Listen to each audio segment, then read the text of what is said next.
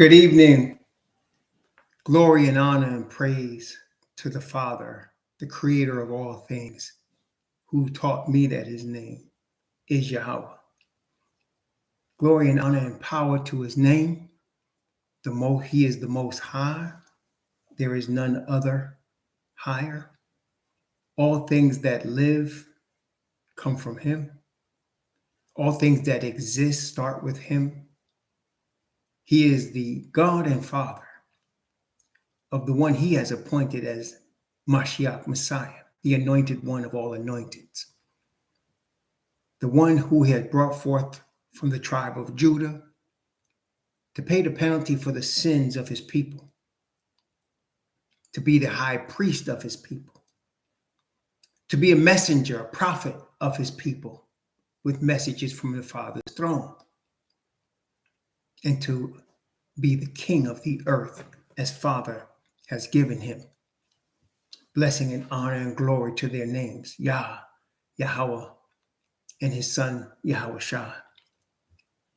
Greetings to the 12 tribes scattered into the four corners of the earth according to the prophecies of this book, through slavery and oppression because of idolatry, who are now awakening to who they are, to who their Father really is, to their true God, and to the 144,000 among them who are now being prepared for the final warning message to Babylon, so that the children of the Father will be called out before it's completely destroyed. And to the Gentiles who have heard this message and received it early and gladly, the message of the Father's perfect righteousness extended to them through Messiah of the Hebrews. Greetings. Greetings to the chat. Brother Arkawan Banya, the Daniels family, Brother Mark, Brother Stephen Kelly, Brother David Harriet and family, Brother Akmar, Chaplain Lewis, Superstar Azariah, Only One Way, Brother Ricky Boy, Brother Victor, and anyone else. Just reminded, Brother Chaplain Lewis, I don't think I answered your email. I just remembered that as I saw your name. It's been a busy week, but I will have some time now and be off work until Tuesday. So I will have time to answer emails that I didn't answer before. And and anyone else who I failed to reply to, I've been pretty busy up until now. But now, because of this holiday season, my employers, my masas, has given me some time off. So greetings to the chat. Today, well, you might have heard in the news, and you might even more than just heard in the news. You might have been feeling it already. What the media is calling a recession. We want to talk about a recession and how it relates to Bible prophecy and how it relates to us in these last days. Recession comes from a root word, recede, which is to shrink or draw back, recede. So when you think of an economic recession, quick economics lesson, I am not an expert in economics. I do have a degree in finance and I have studied economics extensively, but I wouldn't consider myself a doctorate in economics. Can you all hear me? Testing 1, 2, 3. Teresa Hall cannot hear. Can you guys hear me? Testing 1, 2, 3. Can you type a 1, please, if you can hear? So Miss Hall, it might be your system that's giving you a problem. I hope that you're able to fix that. Thank you, brethren. So as I was saying, a recession is a receding of the economy. So generally speaking, when an economy is expanding, that's the opposite of recede, is expanding. When economy is expanding, the value of a number of goods and services, in other words, everything that can be sold and bought is increasing. Okay, the value and number of everything that could be bought and sold is increasing. When a recession comes, all of the things that are bought and sold are decreasing in value and in number. Okay, and usually it's value. Now, when you have a recession, to make it very simple, basically, recessions, and I'm making this extremely simple. An economist would probably laugh at me, but for the sake of our discussion this evening in terms of Bible prophecy and recessions, I'm going to make this very, very simple. Recessions, well, our economy, both in the United States and in all the so-called developing nations, the G10, is built on debt. We talked about that before. Built on credit and debt. People buy major items based on credit. And when I say major items, the majority of the United States of America, the American citizens that have net worth, are homeowners. Home ownership is one of the greatest, fact, it's the greatest driver of American net worth, home ownership. Okay. And it's about 60 to 70% of Americans' households own their home. Or when I say own, I mean have title to it. Banks usually own them. And the value of your home versus what you owe on your home is equity. Okay. So if you have a house and your house is worth $200,000 and you owe the bank $100,000 on a mortgage, you have equity of $100,000. That means if you were to sell your house, you would have cash of $100,000. Now, most Americans that have, and that cash represents net worth or part of your net worth. So most Americans' net worth and in that turn, their retirement assets are in equity in houses. So the housing market is a major piece of the economy of not just America, like I said, it's all the so-called developing nations, Canada, the UK, Germany, France, all of those people, Japan.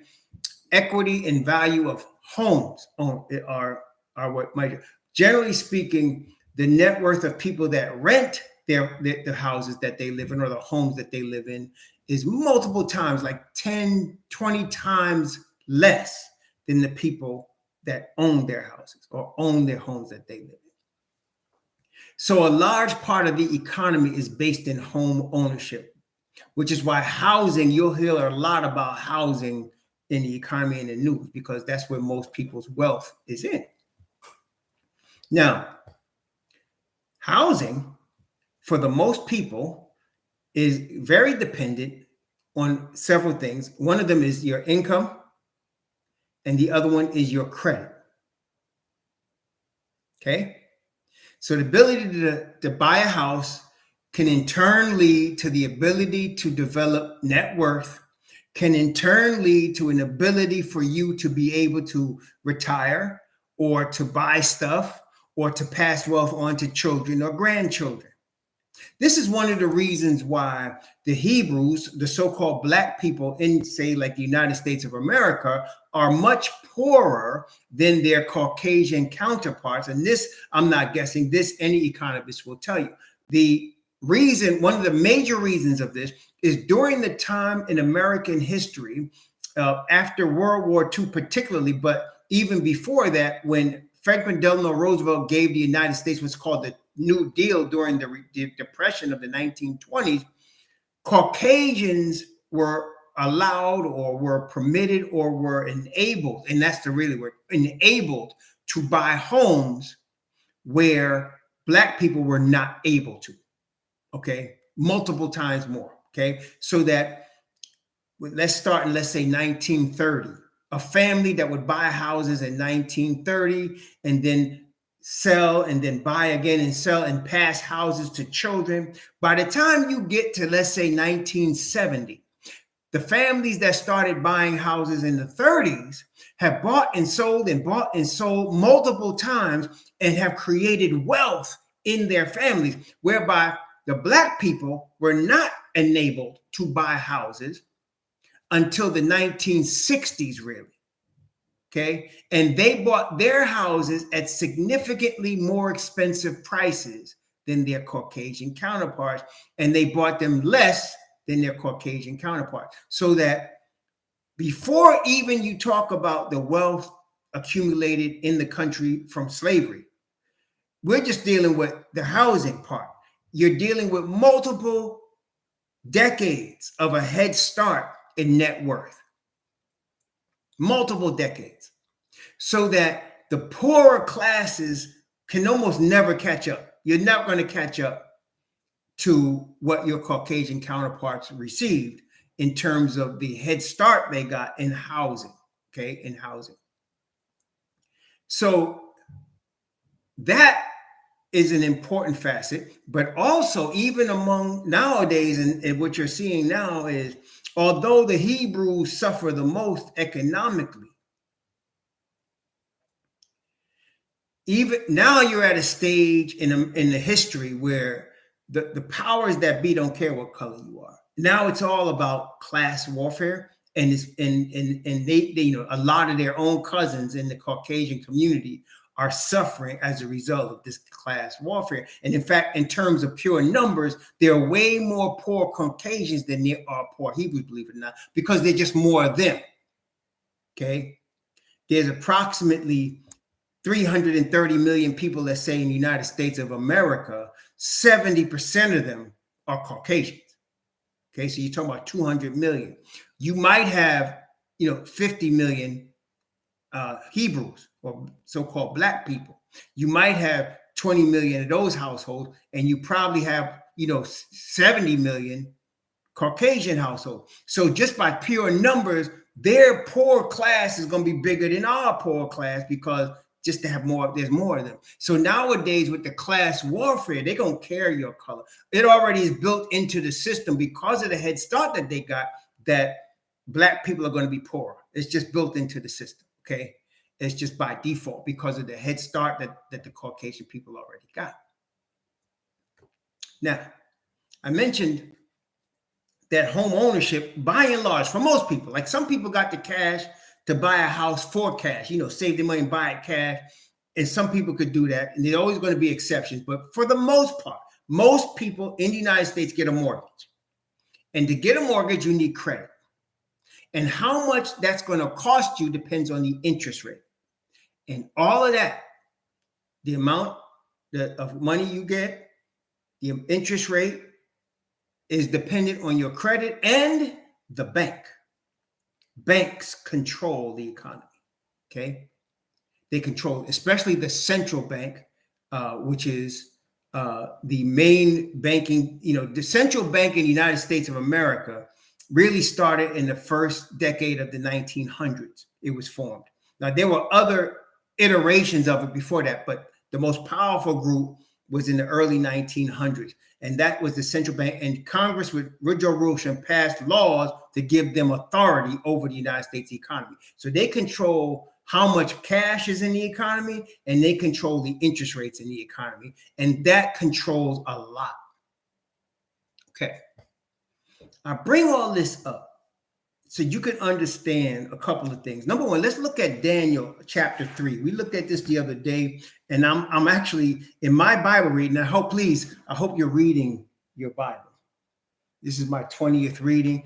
I am now in Daniel and moving toward the end of the New Old Testament, and I'm hoping by the end of this month to be starting the New Testament. But I'm in Daniel right now, and as reading Daniel, actually, I'm in Daniel 9, but of course, I passed through Daniel chapter 3. Now, very interesting dynamic in Daniel 2 and 3. I'm going to give you the synopsis of Daniel 2 and then start to read Daniel 3. So you'll start to understand how this game is being played on the earth and the Hebrew response to it with the plan of the Most High Yah. Okay, so first off, Daniel 2 starts off with the king of Babylon. Now, think about this. This man, Nebuchadnezzar, in Daniel 2 is the king, the monarch, the top dog in a kingdom, not just a nation. Babylon was a nation, but it was also a kingdom because he controlled other nations as well, of what was called Babylon. Okay. And of course, the history of Babylon goes back to Nimrod in Genesis chapter 10, but we're not going there today. But we're starting at Daniel chapter 2. So Babylon, the king of Babylon, which makes him the most powerful man on earth at that time, he had a dream. And the dream bothered him. It woke him up. And he forgot the dream. He knew it was significant, but he couldn't remember what he dreamt. So he knew he had just had a significant dream or vision or whatever you want to call it, and it left him. It came to him and left him, and he forgot what he dreamt, but he knew it was very important. So he called upon his religious people, and he called upon wizards. And in Babylon, they used wizards, astrologers, soothsayers, necromancers, tarot card readers, palm readers, the whole nine. And he called on all of them. And what he demanded of them, and please, I encourage you, please read Daniel 2 for yourself. But what he demanded of them, he said, I need you to tell me what I dreamt, and then tell me what it means. See, most of all of the people I just named, they'll tell you interpretations of what you dreamt, but you need to tell them what you dreamt, right? You can't say, tell me what I dreamt and then tell me what it means, but that's what he said. And Nebuchadnezzar, being the most powerful man of the Ham, he was a Hamite. He was the last world power Hamite king. There have been Hamite kings after him, but and they had like dynasties, like the Ghanaian dynasty, Timbuktu, so on and so forth. But there was nobody like Nebuchadnezzar after Nebuchadnezzar. And the difference between Nebuchadnezzar and all the other Hamite kings was, number one, he's the last one on the world power. Number two, he also enslaved Hebrews. Now, he was not used to not getting his way as most powerful kings. He wanted everything that he wanted, and he wanted it immediately. Okay? As most rich people are today. That hasn't changed. So he asked them for this, and he said, I need you to get me this. Like, I need it now. And they acted like that is his astrologers, his palm readers, his tarot card readers, and, all his magicians and so on. They acted like they didn't hear him. Wait, king, okay, tell us what you dreamt. He said, no, I forgot what I dreamt. I need you to tell me what I dreamt and then tell me what it means. See, okay, tell us what you dreamt. And they kept acting like they didn't hear him right. They know they heard him right, but they couldn't believe it. It's one of the things where you're like, I know I didn't hear you right. Say that again. So he said, I know you're trying to waste my time. So if you can't tell me what I dreamt and what it means, I'm going to destroy all of y'all. I'm going to kill all of y'all. And I'm going to cause their houses to be made into what he called dunghills. Today, that'll be like a cesspool. I'm going to turn your house into a cesspool. They were scared. Now, among the captives of Babylon, there were some young people from Judah that had been taken captive from the Hebrews. They didn't know anything about this. All they knew was that Nebuchadnezzar had ordered his most powerful man to go and kill all of the so-called, they call them wise men of Babylon. And that included Daniel and his friends. So Daniel asked the captain, what's going on? Captain says, this is what's happening. He had a dream. He needs somebody to tell him what he dreamt and what it means, or he's going to kill all y'all. Daniel said, okay, hold on. Give me some time. Daniel, being wise, because the Most High's wisdom was on him, he understood this was from the Most High. So he asked for time, and because Nebuchadnezzar really wanted to answer this thing more than he wanted to kill all the wise men, the king gave him time. So he went back to his three friends, Hananiah, Mishael, and Azariah, who the king had named Shadrach, Meshach, and the bad Negro. And so they got together and they prayed that night and they fasted, and the Most High gave them the answer. He showed them what Nebuchadnezzar dreamt, and he gave them the interpretation. So then Daniel calls the captain of the king's guard and tells him, I got the answer. And of course, they rushed Daniel into the king's court. And this is where we're going to start right here. He's getting ready to tell the king what he dreamt. And he's not only going to tell the king what he dreamt, he's going to tell the king what his thoughts were before he fell asleep. See, that's what the Most High could do because he knows all things, the Father Yah. So he's going to tell, Daniel's going to tell Nebuchadnezzar, this is what you was thinking about before you fell asleep, and this is what you dreamt, and this is what it means. Okay. Daniel chapter 2. Daniel chapter 2. And king had named Daniel Belshazzar. Okay. His name was Daniel, but he gave a Babylonian name. See, they always give you names of their own gods and their own kingdom. So, you know, the names we got in the United States, that's not unusual. They take away your names. They take away your religion. They want to make you like them. You know, Babylon did that. Belteshazzar, Hananiah, Meshach. They said Belteshazzar, Shadrach, Meshach, and the bad Negro, and he's going to give you all these names, right? Okay, so here, Daniel chapter 2. Let's see, beginning at verse 26, Daniel 2:26. The king answered and said to Daniel, whose name was Belteshazzar, art thou able to make known unto me the dream which I have seen and the interpretation thereof? Daniel answered in the presence of the king and said, the secret which the king hath demanded cannot the wise men, the astrologers, the magicians, and the soothsayers show unto the king. But there is a God in heaven that revealeth the secret and maketh known to the king Nebuchadnezzar what shall be in the latter days. Thy dream, so he's telling him, your dream was about the latter days. He's telling him, your dream was about the last days. Okay, hang on, I'm just fix this for a second. Your dream was about the latter days. So now he's telling Nebuchadnezzar, your dream was about the last days, bro. This was about the end times, okay? About the end times.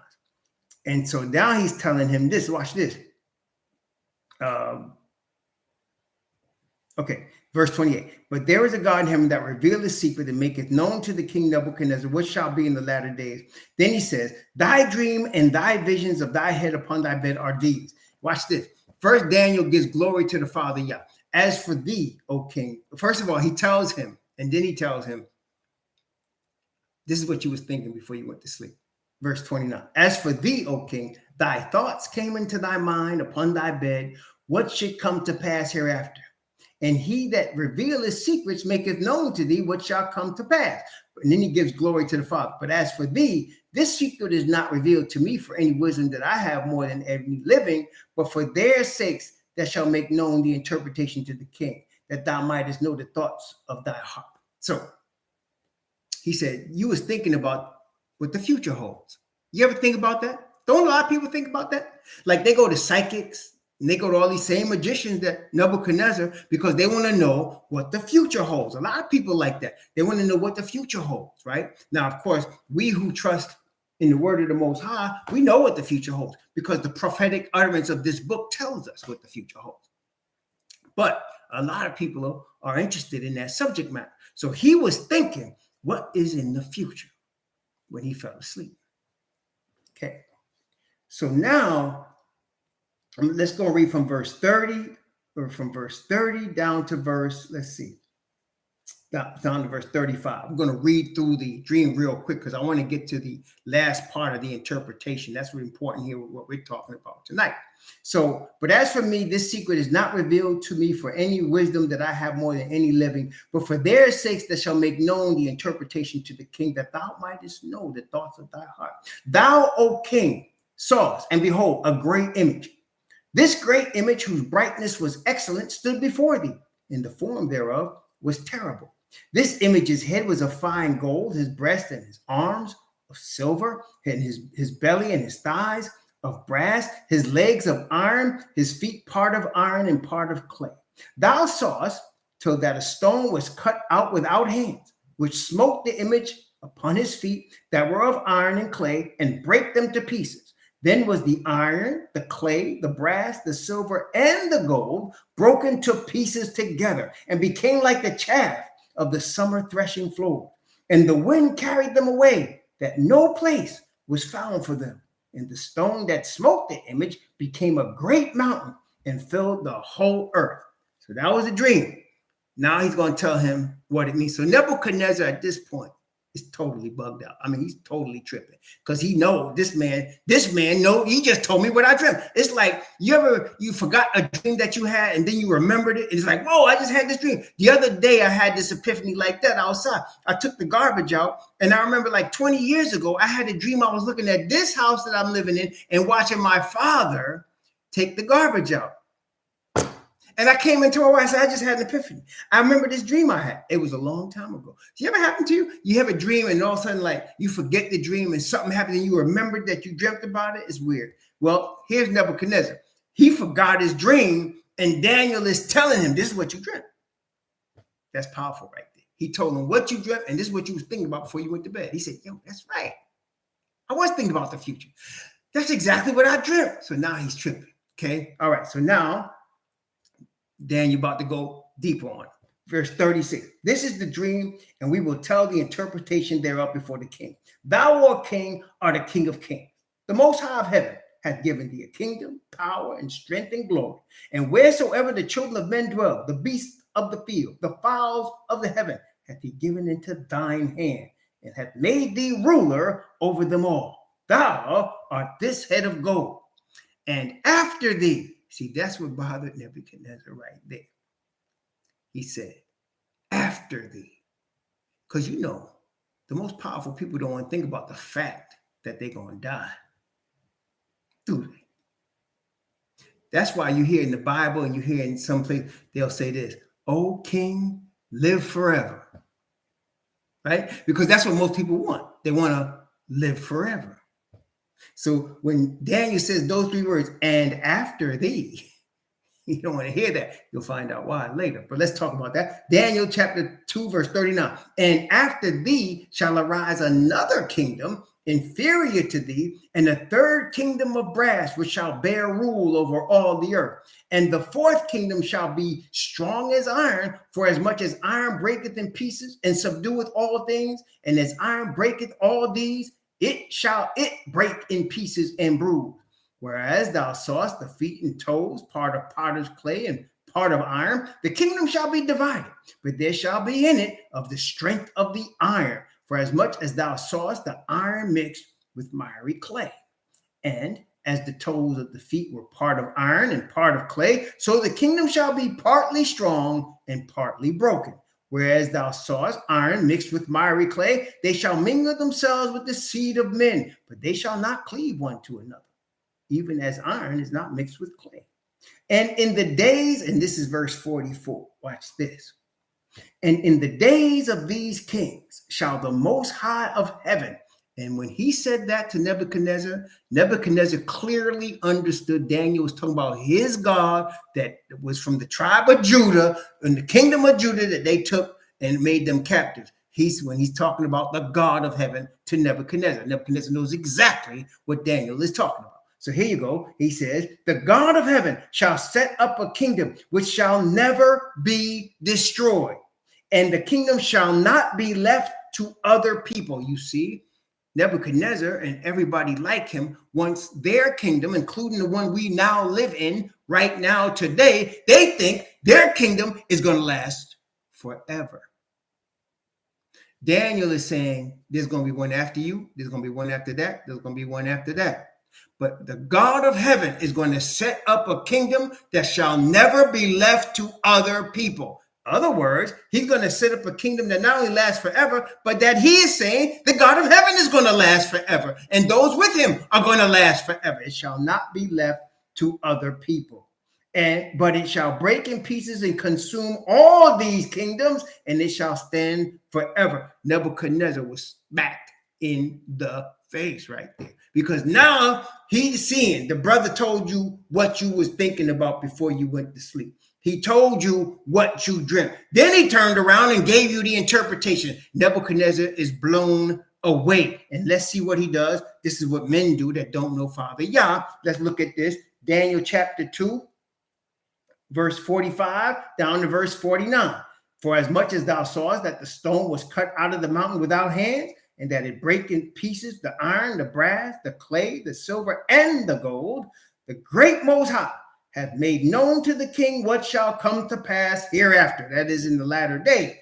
And the dream is certain, and the interpretation thereof sure. Then the king Nebuchadnezzar fell upon his face and worshipped Daniel, and commanded that they should offer an oblation and sweet odors unto him. Commanded, he said, light some candles for this brother, put some incense, bow to this brother right here. This Negro right here, this boy is a bad boy. You see, that's why in the next chapter, you're not going to hear Daniel when you see what happens next, because he believed Daniel was a god, because that's what heathen do. They worship man. I mean, after all, it's one of the fundamental principles of Asatan's kingdom is that man could be God, shall be one of us. Okay, he said, you be God.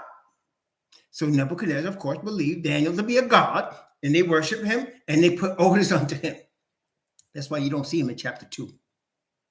He left Daniel as his own god. Leave that brother alone. So now, Daniel chapter 2, verse 46. Then the king Nebuchadnezzar fell upon his face and worshipped Daniel, and commanded they should offer an oblation and sweet odors unto him. And the king answered unto Daniel and said, of a truth, it is that your Most High is a Most High of all gods, and the master of all kings, and revealer of secrets, seeing that thou couldst reveal this secret. Then the king made Daniel a great man, and gave him many great gifts, and made him ruler over the whole province of Babylon, and the chief of the governors over all the wise men of Babylon. And Daniel requested of the king, and he set Shadrach, Meshach, and Abednego over the affairs of the province of Babylon. But Daniel sat in the gate of the king. Okay, so you got this, the king knows what's up now. Now Nebuchadnezzar, being a rebellious, powerful man, he decides, I hear Daniel with his God, and he's a God and all that, but I'm going to show him something. So he makes a statue that he's seen in the dream. And you saw in the dream, he had gold, silver, brass, iron, and clay, right? This one, he says, and Daniel told him, you're the head of gold. So what does he do? He makes the whole statue of gold. You see what he's saying there? He said, I'm going to show you, Daniel. I'm a God. I got God. I'm a God too. He made the whole statue of gold, signifying, although you say your God's going to set up a kingdom which shall never be destroyed, I'm going to tell you, my kingdom is my kingdom, bro. And it's never going nowhere, and everybody going to bow. So that's why Daniel 3 happens. Let's look at Daniel 3, verse 1. Daniel 3, beginning at verse 1, I'm going to read down to verse 7. Nebuchadnezzar the king made an image of gold, whose height was 80 cubits, and the breadth thereof 6 cubits. And he made it up in the plain of Dura in the province of Babylon. See, he makes a giant image of gold just after he had the dream where he was only the head of gold. He makes the whole image out of gold. Okay. Then Nebuchadnezzar the king sent to gather together the princes, the governors, the captains, the judges, the treasurers, the counselors, the sheriffs, and all the rulers of the provinces to come to the dedication of the image which Nebuchadnezzar the king had set up. Then the princes, the governors, the captains, and the judges, the treasurers, the counselors, the sheriffs, and all the rulers of the provinces were gathered together unto the dedication of the image that Nebuchadnezzar the king had set up, and they stood before the image that Nebuchadnezzar had set up. Now, think about this now. This is the most powerful man on the planet. Okay. He controls everything that you see today that is India, the Middle East, Turkey, North and East Africa. He controls all of that. Okay, he controls all of that. Ethiopia, Egypt, Libya. He is the king that controls all of that. Just him. So he had the leaders of all of those areas, which we just listed there. He had the leaders come to this image. Okay, now these are the elites. Think about that. These are the elites. He had the elites come. Okay, the top part of society come. And they came to this image. Notice there was no common people there. But why is that? Because, there you go, brother. It was the government. He had all the reps, the powerful people in government from all of the countries come to this image. And the kings of the earth come to this image. All the counselors, he had them all come to this dedication, right? The whore had the whole earth committing fornication with her. Remember that. The whore had the whole earth committing fornication. Wait, let's take a look at that. Revelation chapter 17. Keep your finger there in Daniel 2. We're going to come right back. Revelation chapter 17. Revelation 17. Revelation 17. Beginning at verse 1. Revelation 17, verse 1 and 2. And there came one of the seven angels, which had the seven vials, and talked with me, saying unto me, Come hither, I will show unto thee the judgment of the great whore that sitteth upon many waters, with whom the kings of the earth have committed fornication, and the inhabitants of the earth have been made drunk with the wine of her fornication. What does that mean? The kings of the earth committed fornication. Here in Daniel 3, did the kings of the earth come to commit fornication with this God, to bow down to this golden image? Yes, they did. And it said, what were they going to do? The inhabitants of the earth, that is, the rest of the people that's not the elite. In other words, the leaders lead the people to drink the wine of the fornication. Does that make sense, y'all? So that's why they didn't have no common people out there, just the leaders, just the elites. Because they were going to go back to their countries and tell all of them, you got to bow down to Nebuchadnezzar's image and to his statue, and you got to follow his system, or you're going to die. Okay? Daniel chapter 3 now. Daniel chapter 3, verse 4. Now, there's a slight difference between that generation and us, which we're going to get to in a few minutes. But the same elements exist. If you read Revelation, you'll see in that same chapter 17, mystery, the woman called mystery, what? Babylon the Great, the mother of harlots. This is King Nebuchadnezzar, the king of Babylon. Revelation 13 says that the lamb-like beast had power to give life to an image to the beast, an image to the beast, that whosoever would not worship the image to the beast should be killed. Here, you're going to see the same thing. So you got Babylon, you got a beast, you got image, you got worship, and you got death. But there's a difference. We're going to talk about that in a second. But first of all, Daniel chapter 3, beginning at verse 4. Then an herald cried aloud, to you it is commanded, O people, nations, and languages, that at what time ye hear the sound of the cornet, flute, harp, sackbut, psaltery, dulcimer, and all kinds of music, ye fall down and worship the golden image that Nebuchadnezzar the king has set up. Whoso falleth not down and worshipeth shall the same hour be cast into the midst of a burning fiery furnace. Therefore, at that time, when all the people heard the sound of the flute, cornet, harp, psaltery, and all kinds of music, all the people, the nations, and the languages fell down and worshiped the golden image that Nebuchadnezzar the king had set up. Now, I want to show you also, I want you to notice there was music involved. So the music, when they heard the music, they were going to do what? They were going to dance to the music and pay the piper. So what does music represent? It represents entertainment, does it not? Music is an art form of entertainment. Art is also entertainment, is it not? People enjoy beauty in the arts, and they enjoy being entertained. So you heard the entertainment be the signal that the government used to send the people the message to bow to the image.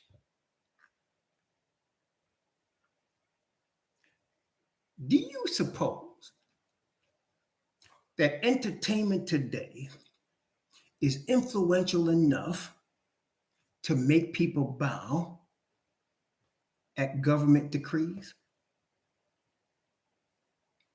And today's entertainment takes many forms of entertainment. Let's just name a few. First, there's the obvious ones, right? So you got the arts. You have sculptures, paintings, right? Pictures, that. Then, of course, you have music, right? Beautiful music from different various musicians of various genres.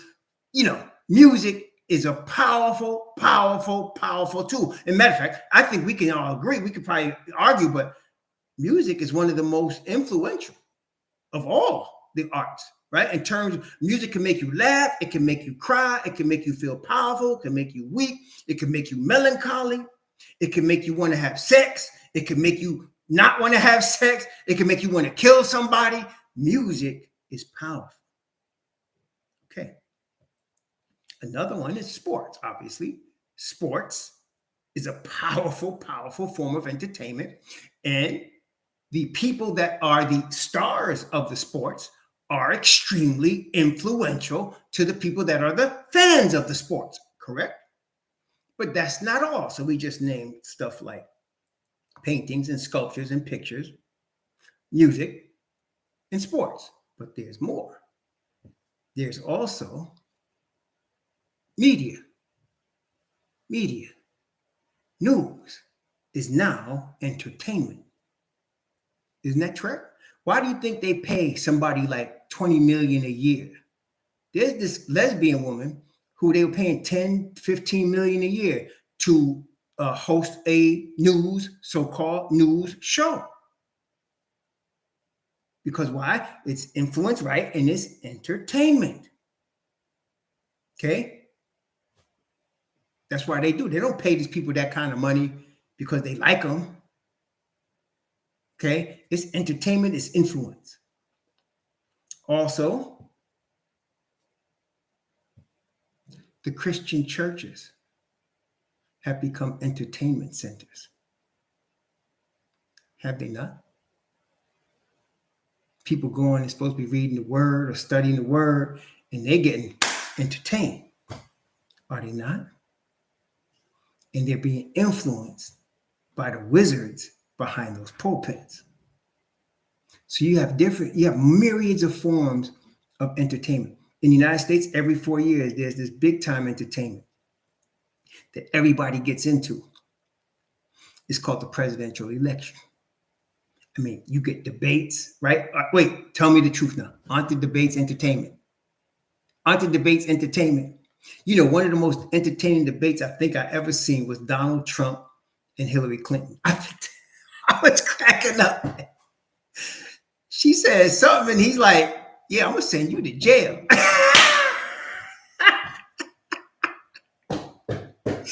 He said, I'm going to send you to jail. And so basically, and then they have all of these numbers and these ratings right after the debates.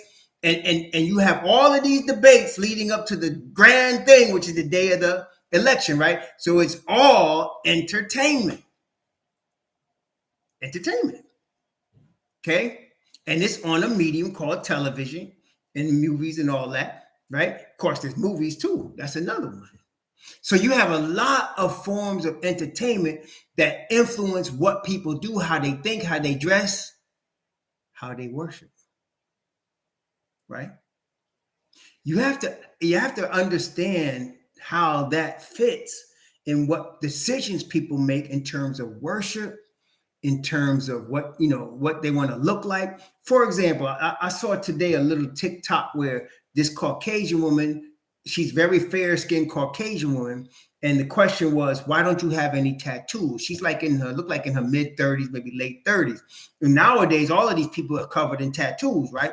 And so they're like, why don't you have tattoos on it? She said, I thank my mother. She said, my mother wouldn't let me put it on. She said, I fought my mother tooth and nail on it, and she wouldn't let me do it. She said, when you get old, it's going to look like old leather on your skin, and it's going to look tacky. She said, you think it looks cool when you're a teenager, but when you get older, you're not going to think it looks too cool. And girlfriend said, you know what? She is right. She said, I'm glad I didn't do that. I'm glad I didn't put them tattoos on. But you see, the influence of athletes, entertaining music artists, movie people, influence the younger people to go get the tattoos. And even some older folks that want to be young again to get tattoos. So there's sports heroes, music people, like I said, famous actors, they get these tattoos and everybody wants to be like them. And so they can throw a tattoo on them.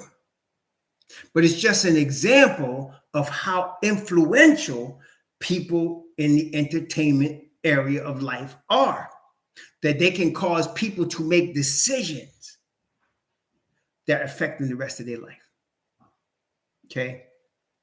Which brings us to another area here, the area of mind control, right? So all of these forms of entertainment cause people to be under a controlling influence that helps them even when they're not realizing it. For example, we talked about Trump and Hillary, right? You know, myself, I couldn't vote for either of them. And I was voting at that time. I couldn't vote for either of them. I voted for a dude that nobody even heard about because I couldn't vote for either of them but they made you think. And when somebody would ask me, you voting, which one you vote for? I said, neither of them. They said, well, why are you wasting your vote? You see the thought process? Everybody is brainwashed and thinking you only got two choices. Isn't that correct? You're brainwashed into thinking. Why are you brainwashed into thinking that? Because the TV and the media influence you. The entertainment behind both parties influence you. And they're telling you, you only really got these two choices. Don't waste your time on anybody else because you really only got these two choices. You understand? And so that's mind control. And 140 million people voted for one of those two. Over 140 million. That shows you the power of the entertainment. And it's showing you the power of entertainment and worship. Now, the difference, I said there was a difference. Okay. There, what we just read there, Nebuchadnezzar was the powerful man. He's the monarch. You got a monarch, a singular individual that is telling you this is what you're going to do. He's the king. So you're going to do what he says or you're going to die, right? I mean, there's been powerful kings in the past. It was said like a Caesar could cause a person to be put to death just by putting his thumb like this. If he went like this, that person was dead, just like that. Okay. If you went like this, you could be rich. Okay. You could definitely live, at least for that day. But you see, that's how powerful a monarch is. That is also Satan trying to copy the Most High because Messiah is going to have a monarchy. He's going to be a king. Only difference is he is a king of eternal, perfect righteousness. Okay. Now, that in mind, they do it differently today. They do it differently. There's a different. So let me show you Daniel chapter 11. Daniel chapter 11. First of all, let me start Daniel chapter 8 first.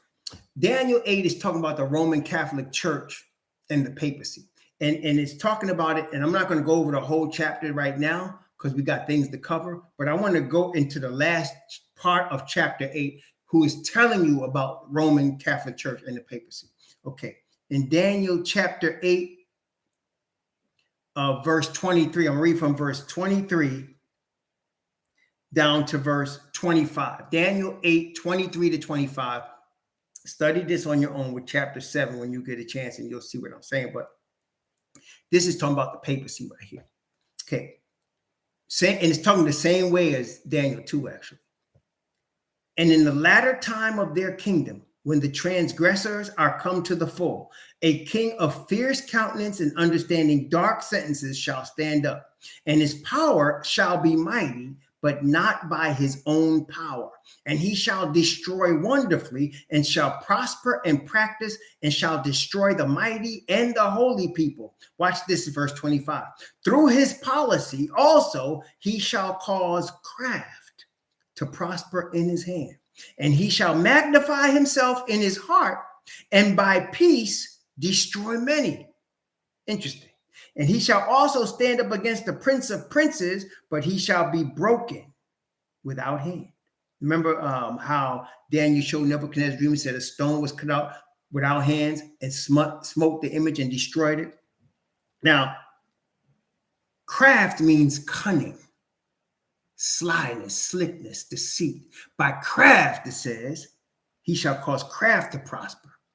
Okay. Now, compare what it says. Remember, it says he shall be mighty, but not in his own power. Compare that to Revelation chapter 13. Let's go back to Revelation 13 Revelation chapter 13. Watch what it says. It says, he shall be mighty, but not by his own power. Revelation 13, verse 2. Revelation 13, verse 2. Compare that to what we're going to read right here. Revelation 13, verse 2. And the beast which I saw was like unto a leopard, and his feet were as the feet of a bear, and his mouth as the mouth of a lion. And watch this last part.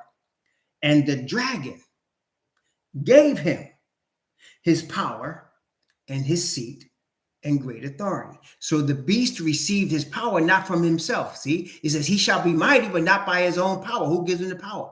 The dragon.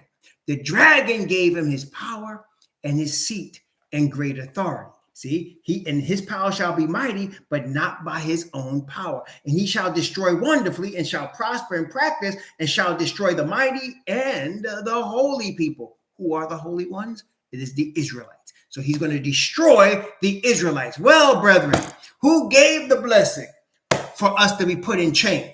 Who gave the blessing for the children of Japheth to come down and capture us with the children of Ham and put us in chains? Who exactly gave that blessing for the blessing for Christopher Columbus to come across the ocean and kill all them Indians of the northern tribe? Who gave the blessing for him to go? That's right. It was the Pope did that. The Pope did that. He shall destroy the holy people. Same Revelation 13 says the same thing. Notice what it says, Revelation chapter 13. Revelation 13, talking about the papacy, talking about the Vatican, talking about the Pope. Revelation chapter 13.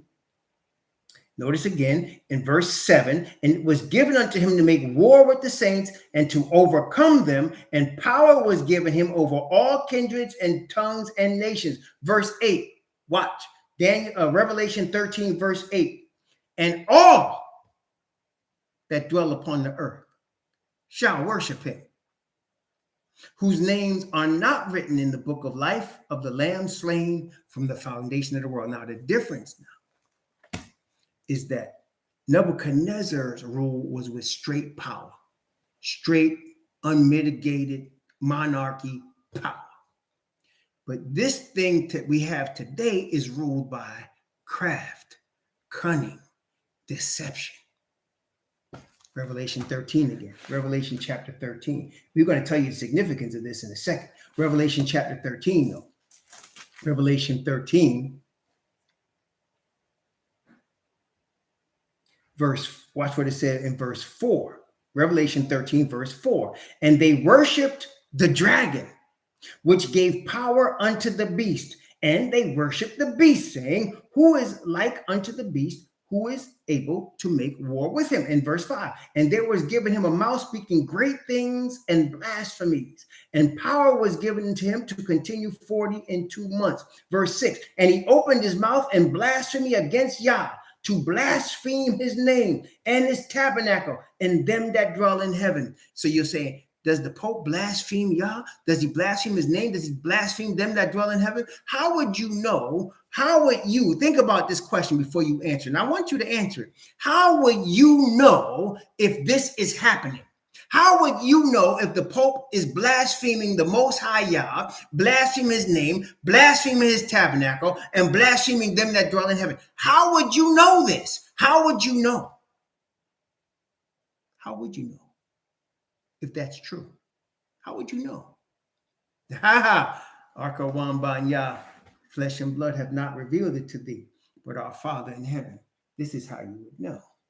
You wouldn't even know what blasphemy was unless you get it from the scriptures. You won't even know what blasphemy is. How would you know what blasphemy is? How would you know what it is? Period. Except you read it.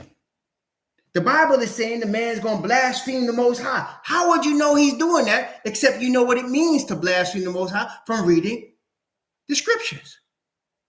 You have to read the scriptures. Otherwise, you won't know, which is what all the influencers are counting on.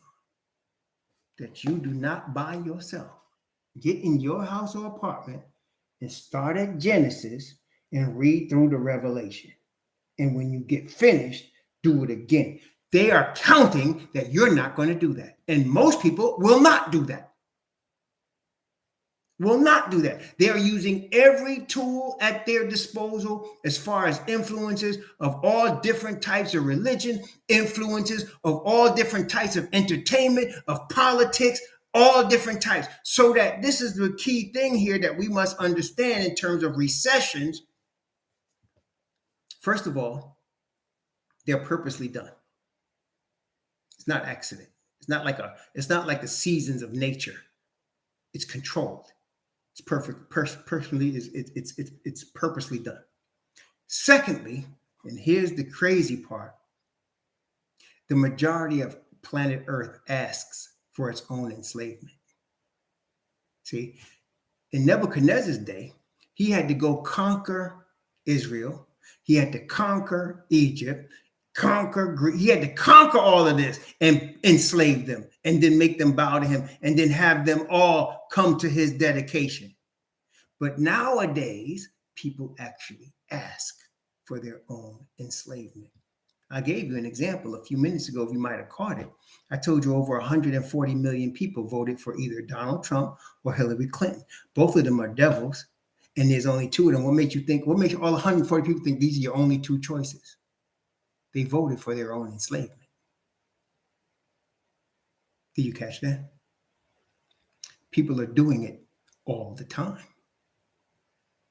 When you ask people, when people are asked, and you go ahead and do this yourself, look it up on Google, look it up on YouTube, whatever you want to do.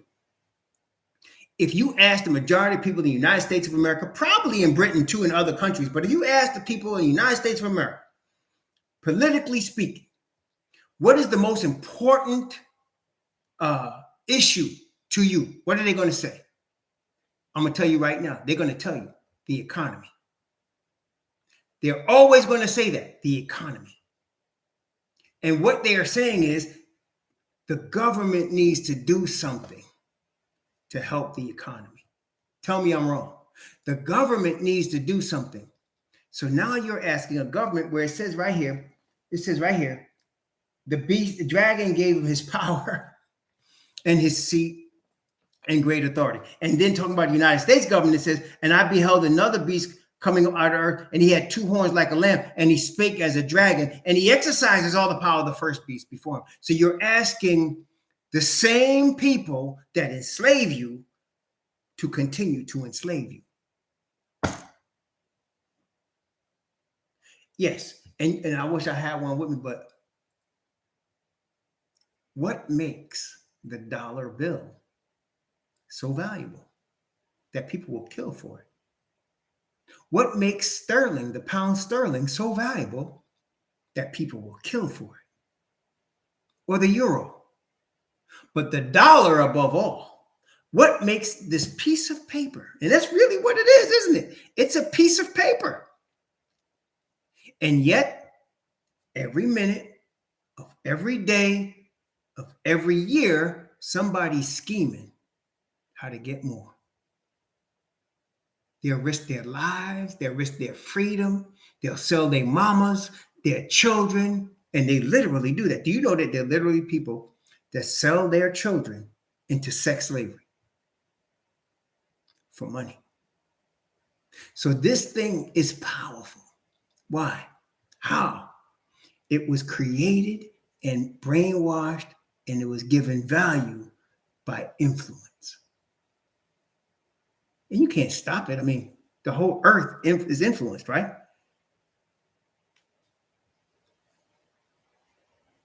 You know, there's this song by one of my, I don't say they're one of my favorite all-time groups, but they have a couple of songs that I like. Some of y'all may have heard of the Fugees from the 90s.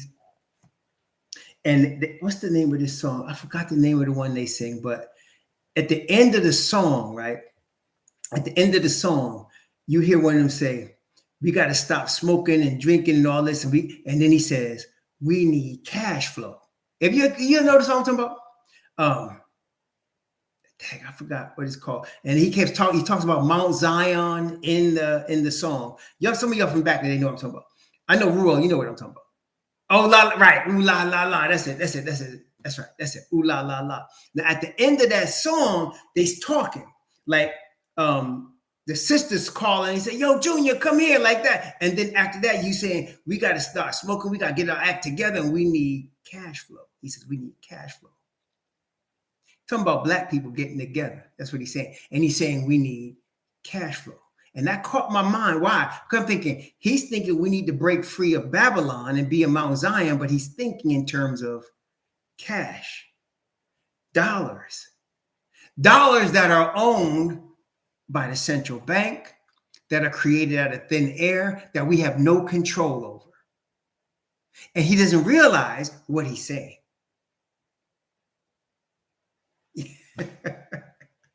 And so these recessions are created so that you create larger class of poorer people. That's why they're for you. And you create more powerful and smaller, richer class. So that we all now recognize in the United States, and I'm sure it's everywhere. I'm just in the United States while I'm saying it, but we all recognize that 1% of the population controls more than 90% of the wealth. You know that, right? I mean, I'm not telling you nothing you don't know. 1% of the population controls 90% of the wealth. Now, people, instead of thinking, we need to redistribute that wealth, people are thinking this. Tell me if I'm wrong. How do I get in that 1%? Isn't that what people are thinking? They're not thinking we need to break that 1% up and spread that wealth so that everybody has the equal amount and everybody gets a fair shake. What people are thinking is, how can I get to be that 1%? They're reading books. They're listening to motivational speakers. And the purpose is for them to become the 1%. That's Asatan's kingdom. Okay. So the recession is created by the central bank. Let me tell you how that works real quick. We talked about the central bank. The central bank literally gives the order to the Treasury of the United States. And the central bank is not a government agency. It's a private bank. Like it's not government. It's not voted on. See, government represents government because it's voted on. The central bank, nobody votes for that. They have a private board. And they command this Treasury of the United States to print money or not print money. They control what the interest rates are. They can tell you it's going to be 8% or 0% or anything in between or more. They could do that. They control that. And by controlling that, they control the banking system. And by controlling the banking system, they control credit. They control interest. They control the economy. Now, economy goes into recession when you have more supply than demand. Let me break that down for you. Let's say we have apples. Okay. We have apples. Let's say I have 10 apples and I'm selling apples on the street corner. Everybody wants apples. And so my apples go fast.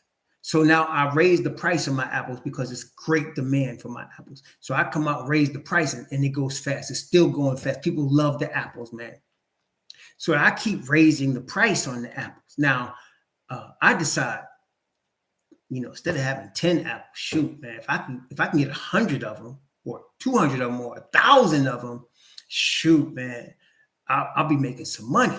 So I don't have the money to buy 1,000 of them, though. So I can go to the bank. And I tell the banker, listen, I've been very successful selling my apples. My plan is to get 1,000 apples or 100,000 apples because I feel like I can sell them. So the bank said, look, okay, we're going to do this for you. We're going to give you enough money to buy 1,000 apples. And we'll see how you do with that. And if you do well, we'll lend you some more money. So you get the money from the bank. Now, the bank really owns your business now because you owe the bank. Until you pay the bank back, they own your business. But you're good. You go out there and you sell 1,000 apples just as quick as you sold the 10. And you raise the price. And you keep raising the price. And you keep going back to the bank to the point, man, now I'm selling 1 million apples a day, man. I'm making money. But then comes a day when your apples get too expensive. and you got a whole bunch of apples and people aren't buying as many as those apples as they were buying before. So you go back to the bank and you say, listen, I got a little bit of a problem here. I owe y'all money, but people ain't buying my apples like they was buying before. So the bank says, listen, okay, we'll lend you some more money to keep you afloat. And they do. And they do keep you afloat. And you're able to weather the storm, lower your prices a little bit, and get back in line with the demand. Until the day comes when they say, guess what? We can't lend you no more. You're too much of a risk. And we want our money back. Now what? You say, dang, I hired 2,000 employees. And we're doing over 1 million apples a month. What am I gonna do? I got all these apples. You go to Joe, you go to Susie. Sorry, Susie, this Friday is your last day. In fact, you send that notice out to half your employees. So now you got enough money to pay them, lower the price of your apples, and stay in business. That's how recessions happen. You understand? So now Susie and Joe and John, they go home. They telling their family, I just got laid off. I'm trying to get a job. And they got mortgages to pay. They got car notes to pay. They got stuff to pay. They also got debt. And then the cycle multiplies, reverberates through the whole economy, for good and for bad. And it's all controlled by the banks, and the banks are controlled by the central bank. Okay? They can raise interest rates or lower interest rates. They can make people demand or make people supply. They could do what they want. They can create a situation where there's greater demand than supply that raises prices. Okay, so when there's not enough houses on the market and everybody wants to buy a house, the prices go up. Especially when the interest rates go down, the prices go way up. When there's too many buyers and not enough sellers, the prices go up. When there's too many sellers, lots of houses on the market, and people can't buy them because they're getting laid off, prices come down. Now, in every recession, there's a group of people, and this is the key, that were middle class that shrink into poverty class or lower middle class and never recover. There are those people that were already rich and they get richer. They become 1 to 1%. How does that happen? Well, let's go back to the houses. So the housing prices start to shrink, and I might owe more in my house than it's worth. And I'm in trouble with the bank. I'm behind on my payments. So here comes a corporation that is called an investor. And they'll say, listen, I know you're in trouble. I'll tell you what I'm going to do. I'm going to buy your house from you. And I'm going to let you rent it. I'm going to let you stay in there and rent it. What? Yes, you can stay in your house. I'm just going to buy it from you. And they do that millions of times. And they have a whole bunch of houses that they bought at half the price. And they got a portfolio of houses at half the value. Then when the prices go back up, they start selling them and they making all kind of money. Hand over fist. That's the 1%. And we're happy that we're just able to stay in our house and rent it. So there's people that are running them corporations that are in them investor seats. They're the 1%. And there's other industries. There's money, there's industries, there's gold, there's silver, there's diamonds, there's land, there's houses. But I mentioned houses because that's the big one. As I mentioned, in the United States of America, most American citizens' retirement wealth and net worth in general is tied up in their main house, their real estate, their primary residence. Okay. And so that's why the housing one becomes big.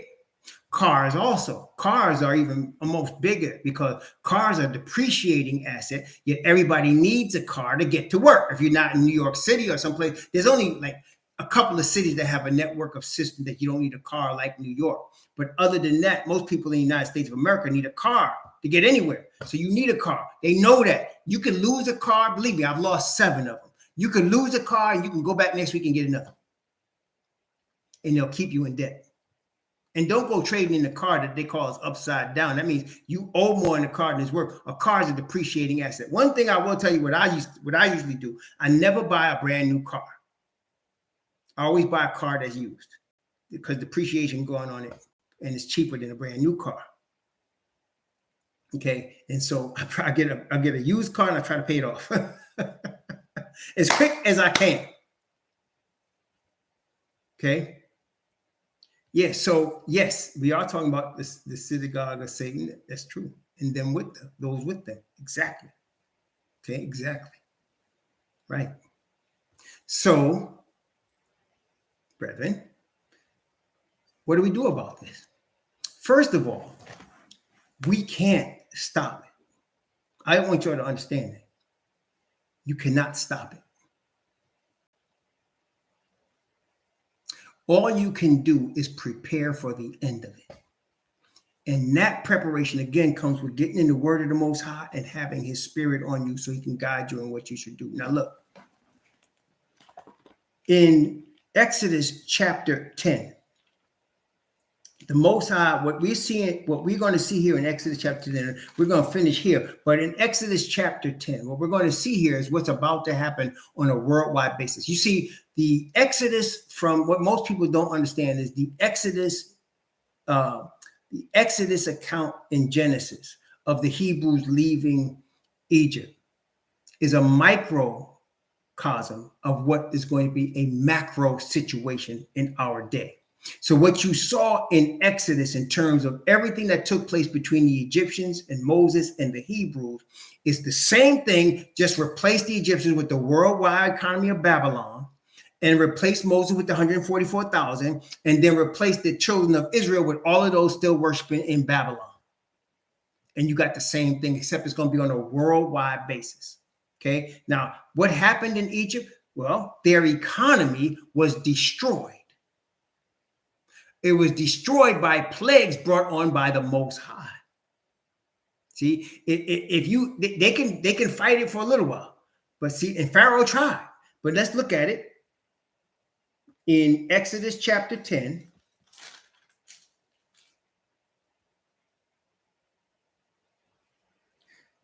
I'm gonna start the plague right before this. They had, remember now, there were 10 plagues in Egypt, but there were 7 last ones. Okay. Let's see. Oh, yeah. I'm going to start at verse 1 and go down to verse 7. Exodus chapter 10, 1 through 7. Notice what it said. And Yahweh said unto Moses, go in unto Pharaoh, for I have hardened his heart and the heart of his servants, that I might show these my signs before him, and that thou mayest tell in the ears of thy son and of thy son's son what things I have wrought in Egypt and my signs which I have done among them, and that ye may know how that I am Yahweh.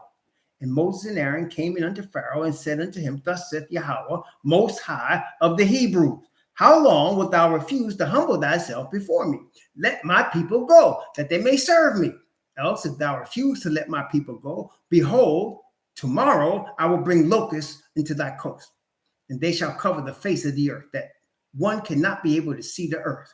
And they shall eat the residue of that which is escaped remaining unto you from the hail, and shall eat every tree which groweth for you out of the field. And they shall fill thy houses and the houses of all thy servants and the houses of the Egyptians, which neither thy fathers nor thy fathers' fathers have seen since the day that they were upon the earth unto this day. And he turned himself and went out from Pharaoh.